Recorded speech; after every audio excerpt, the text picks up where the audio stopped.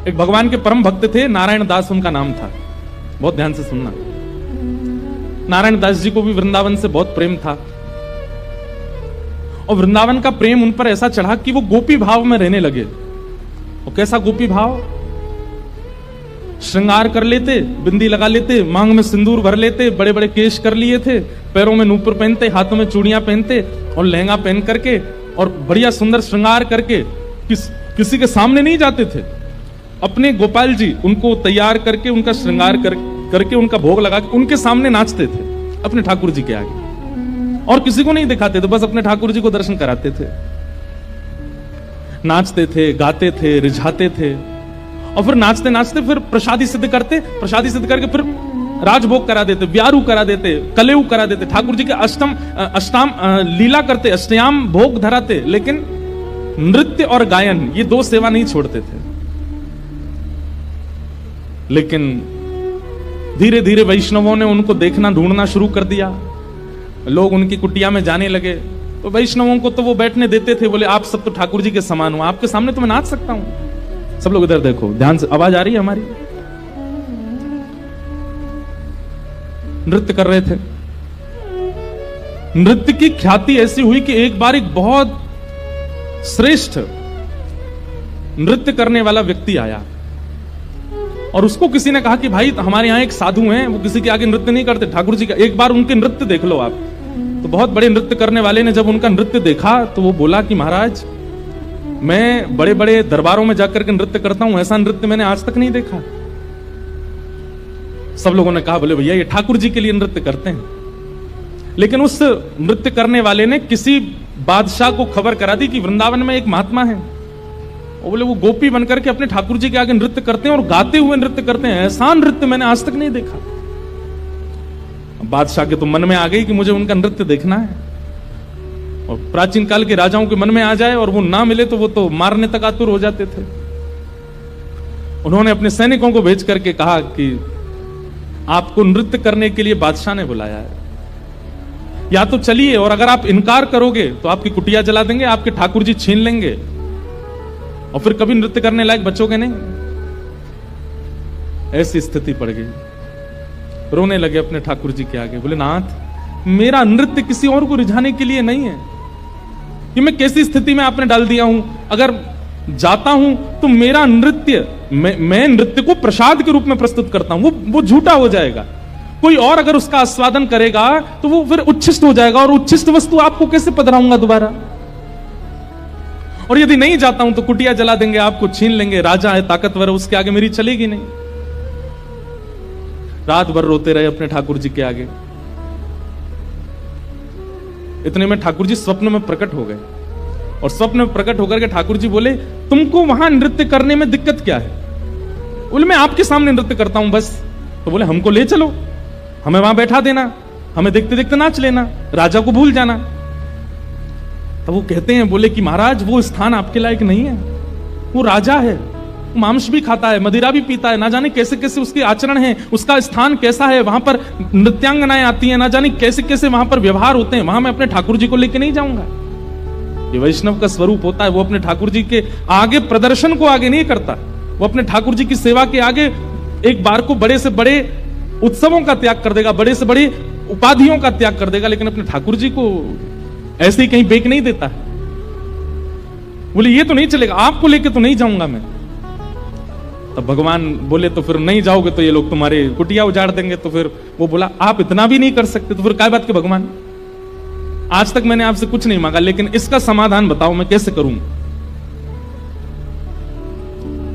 तब भगवान बोले देखो तुमने अपनी गली में तुलसी की माला पहनी है, और ये तुलसी मेरा ही स्वरूप है, तो तुम मुझे तो नहीं ले जाओगे, लेकिन ये तुलसी माला तो पहन के जाओगे।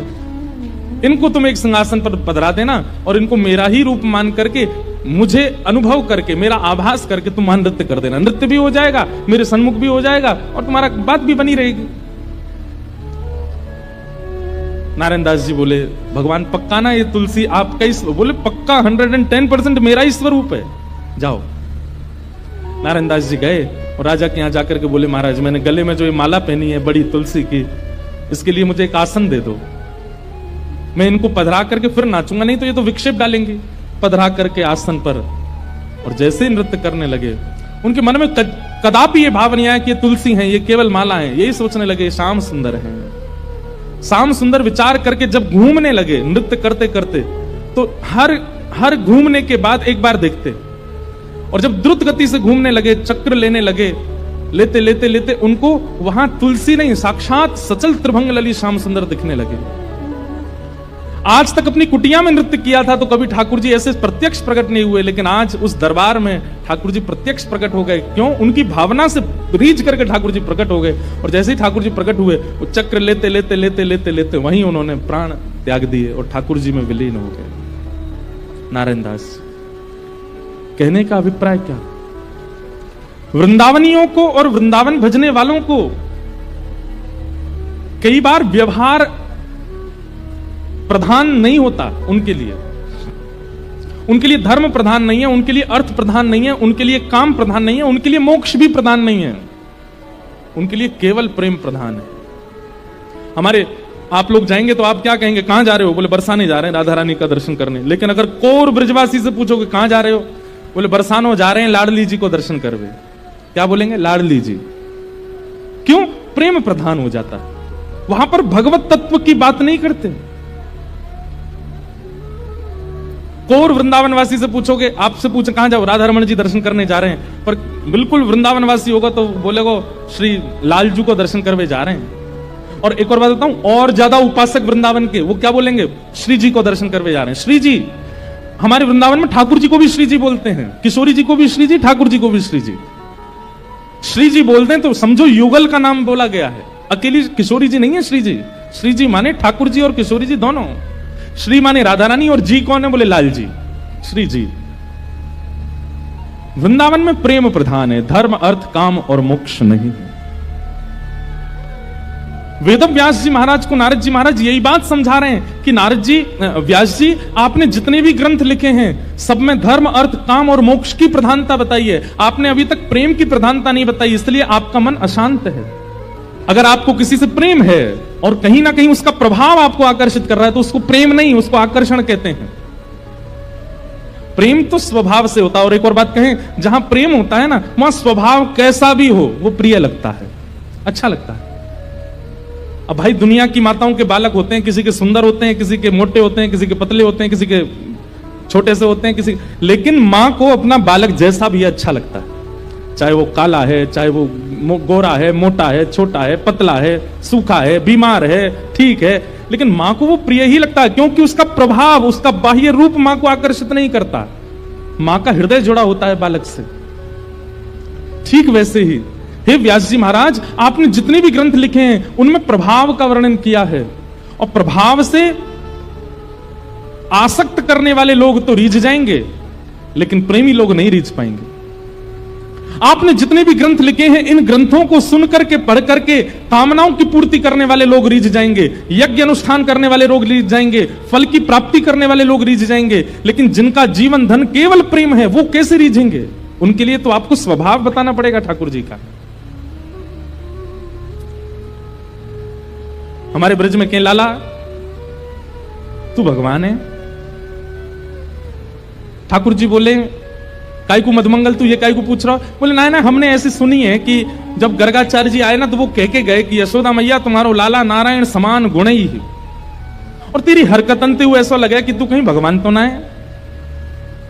तो ठाकुर जी धीमे से बोल जाते हैं, बोले मधुमंगल एक बात बताऊं? बोले कहा, मैं जय जय हूं, मैं भगवान ही हूं। तू सांची भगवान है? बोले हाँ। लाला मैं सबन ने बता दूं कि तू भगवान है? ठाकुर जी बोले हाँ बताया। मधुमंगल गए और सबरे सखान में हल्ला मचाया। बोले तुम्हें एक बात बताऊं? बोले कहा, हमारा जो लाला है ना, बोले हाँ जी भगवान है। ये बात सुन के आधे तो हंसने लगे और आधे छड़ी लेकर के बोले दिखाइए उन्हें कहां तेरा भगवान। ठाकुर जी निकल के आए कुंज से, आज बड़ी अदा से निकल के आए, ए मधुमंगल सीताम प्रणाम करो, हम भगवान हैं। नहीं मानते, नहीं स्वीकार करते। एक दिन ऐसी लीला भागवत में आती है कि एक बार जागरण हुआ ब्रज में, जागरण कराया नंद बाबा ने। रात भर जागरण का मतलब केवल माता की चौकी नहीं होता, जागरण का मतलब केवल वो नहीं होता। जागरण का मतलब है पूरी रात जग करके अपने इष्ट का स्मरण करना, वो जागरण है। रात भर जागरण चला। तो जागरण के काल में जैसे ही थोड़े ब्रह्म मुहूर्त का समय हुआ, तब घड़ी तो होती नहीं थी, अंदाजा लगाया तो नंद बाबा को लगी कि भाई ब्रह्म मुहूर्त है, क्यों मैं स्नान करवे जाऊं। तो जैसे ही नंद बाबा ने यमुना जी में प्रवेश किया, तुरंत इनको यम के दूत ले गए, क्योंकि अब तो नहीं ऐसा होता, पर नदियों में भी स्नान करने का समय होता है। ब्रह्म काल से पहले अगर आप नदी स्नान करते हैं तो वो देवताओं का समय होता है, उस समय देवता स्नान करने आते हैं, उस समय नहीं करना चाहिए। और सूर्य उदय के बाद नदियों में स्नान का विधान राक्षसों का है, इसलिए तब भी नहीं करना, ब्रह्म मुहूर्त में ही करना चाहिए। और जब त्रिकाल संध्या और त्रिकाल स्नान का भाव है तब कोई ऐसी बात नहीं, पर प्रथम स्नान मानव का ब्रह्म मुहूर्त में ही होना चाहिए, ऐसा शास्त्र आज्ञा है। तो नंद बाबा देव काल में चले गए और जैसे ही नदी में स्नान करने पहुंचे तो गंधर्वजन इनको पकड़ के ले गए। जब नंद बाबा बहुत देर तक नहीं आए तो सबने जाके ठाकुर जी से कही, तो ठाकुर जी गए और ठाकुर जी ने यमुना जी में प्रवेश करके गंधर्व लोक में जाकर के नंद बाबा को वहां से छुड़ाया और वापस लेकर के आए। तो जैसे ही नंद बाबा वापस आए तो सब ब्रजवासियों ने घेर लिया। सब लोग इधर देखो, सब ब्रजवासी बोले, बाबा तुम कहां चले गए, रात में गए अब निकल के आए हो। मधुमंगल श्रीदाम बोले, बाबा हमें तो यूं बताओ, इतनी देर तुमने सांस कैसे ली भीतर, तुम चले कहां गए। बाबा बोले, भैया दो देवता मुझे पकड़ के ले गए, मैंने देव काल में स्नान कर लियो। बोले फिर? बोले कछु ना, बड़े बड़े महल बने, बड़े बड़े लंबे चौड़े देवता ऐसे सुंदर कि देखते रह जाओ। मैंने इंद्र को दर्शन किया, मैंने सबरे देवता देखे वहां पे। और फिर बाबा फिर कहा भयो?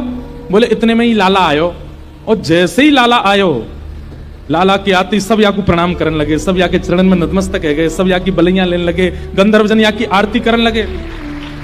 बात तो सुनो पूरी। और सब ब्रजवासी टेढ़े टेढ़े देख रहे हैं, लाला है या पूज रहे हम बे, या की पूजा कर रहे हो इंद्र हम बे। ठाकुर जी इतरा रहे सामने खड़े खड़े, बोले तुम्हें ही नहीं पूजा में, सबरे पूजे हैं तीनों लोक में। सबरे बोले, बाबा सच में या की पूजा भाई वहां पे? बोले हाँ। अब तो ठाकुर जी का यश बढ़ गया। अब तो महाराज निमंत्रण आने लगे घर घर से, लाला हमारे घर भोजन करवे आ जाइयो, हमारे घर सोवे आ जाइयो, हमारे घर शरबत पीवे आ जाइयो, छाछ पीवे। अब ठाकुर जी तो मधुमंगल सीतामा से कह रहे हैं, आज की भाषा में कहें तो अपॉइंटमेंट लेते जाओ कहां कहां जाना है। ठाकुर जी का यश हो गया इतना वृंदावन में कि भैया या तो देवता भी जाने। एक दिन सब ब्रजवासियों ने कही, लाला तू सांची भगवान है, तू सांची बता दे, सौगंध खा के तू सांची भगवान है। ठाकुर जी बोले, अगर मैंने बता दिया कि मैं भगवान हूं तो आप क्या करोगे, पूजोगे मुझे? लाला पूजेंगे तो ना भाई, तो तू भूल जा, लेकिन हमारी एक इच्छा है। बोले का एक बार वैकुंठ देखना चाहे, वैकुंठ है कैसा? लाला तू अगर सांची भगवान है तो एक बार वैकुंठ दिखाला हमें। ठाकुर जी बोले, मेरे हाथ पकड़ो।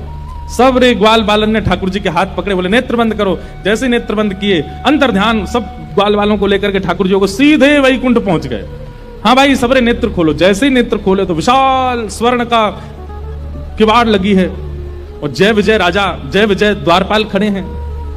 ठाकुर जी के जाते सब जय जयकार करने लगे, द्वार खुल गए, पुष्प वर्षा हो रही है, सहनाइयां बज रही हैं, मृदंग बज रहे हैं, सुंदर गाजे बाजे हो रहे हैं। सब देवी देवता दौड़े दौड़े आ रहे हैं, कोई कमल लेकर के आ रहे हैं, कोई माला लेकर के आ रहे हैं, कोई अक्षत लेकर के आ रहे हैं, कोई अगरबत्ती धूप बत्ती कर रहे हैं। ठाकुर जी की जय जयकार हो रही है। मधुमंगल श्रीदामा सबरे बोले, लाला ने परिचय तो करा दे। ठाकुर जी बोले, देख वो सामने खड़ो तुम्हारो इंद्र, जाए तुम इतने सालन से पूज रहे, वो खड़ो इंद्र। बोले, लाला ये इंद्र है? बोले हाँ। या कि हाथी पे हमें बैठा दे एक बार। ठाकुर जी बोले, इंद्र इधर आओ, अपने हाथी को लेके आओ। हाथी आ गया, ऐरावत हाथी। सब रे ग्वाल बाल चढ़ गए उसके ऊपर। ठाकुर जी लेकर के पूरे वैकुंठ में घुमा लाए, नीचे उतर गया। बोले, लाला बहुत जोर को हाथी है, या ले चल वृंदावन, अपने पास ही धरेंगे, वहीं घूमे करेंगे। यहाँ पे ऐरावत हाथी की बहुत सारी सूंड है और अद्भुत उसका स्वरूप है, श्वेत रंग का वो है। ब्रजवासी बोले, लाला हमने सुनी है ब्रह्मा के 4 मुंह हैं, एक बार दिखा दे। ठाकुर जी ने ब्रह्मा जी को बुलाया, ब्रह्मा जी आ गए। ब्रह्मा जी जैसे आए तो मधुमंगल श्रीदामा जाके स्पर्श करके उनके मुख देख रहे हैं, सच्ची के हैं कि नकली हैं। लाला ये तो सांची है। सब जगह ठाकुर जी ने घुमाया, जिस देवी देवता से मिलना चाहते थे सबको प्रकट कर दिया। सुंदर प्रसाद पाया, सुंदर सब जगह घूमे ठाकुर जी को लेके, नदियों में, तालाबों में, पशु पक्षी सब देखा, वैकुंठ का एक एक कोना ठाकुर जी के साथ देखा। सब जगह घूम करके ब्रजवासी थक गए, तो थक करके बोले लाला अब चल वृंदावन चल, अब ले चल हमें। ठाकुर जी बोले भैया सुनो, तुम सबके लिए कक्ष खुलवा दिए हैं और वैकुंठ का नियम है, मैं बताना भूल गया था कि यहां एक बार आने के बाद फिर यहां से जाता नहीं है कोई भी। अब तुम सब यहीं वैकुंठ में रहो, क्या बुराई है? ये उर्वशी गंधर्व सब लोग तुम्हारी सेवा में रहेंगे, देवी देवता, अरे तू जब कहेगा इंद्र आ जाएगा, ब्रह्मा आ जाएगा, सब तुम्हारी सेवा में रहेंगे, यहीं बैठे रहो। अब ये सुनते ही ब्रजवासी तो रोने लगे, ठाकुर जी के चरणन में गिर गए, बोले लाला तू हमारे प्राण मांग ले, तू जो कहेगो हम तो दे देंगे, तू कहेगो आज के बाद हम तो जय जय मान के रोज तेरी आरती पूजा करेंगे, लेकिन हमें वापस वृंदावन ले चल, हम वैकुंठ में ना रह सके, हमें तो वृंदावन ही प्रिय है लाला। ठाकुर जी के नेत्र सजल हो गए। सब देवी देवताओं को दिखाते हुए ठाकुर जी बोले तुम लोगों को आश्चर्य होता है कि भगवान इन ब्रजवासियों से इतना प्रेम क्यों करते हैं, देखो दीयमान न ग्रहणंती, ये भक्ति की वो स्थिति है कि मैं वैकुंठ देने को बैठा हूं लेकिन इनको नहीं चाहिए, क्यों? वृंदावन प्रिय है।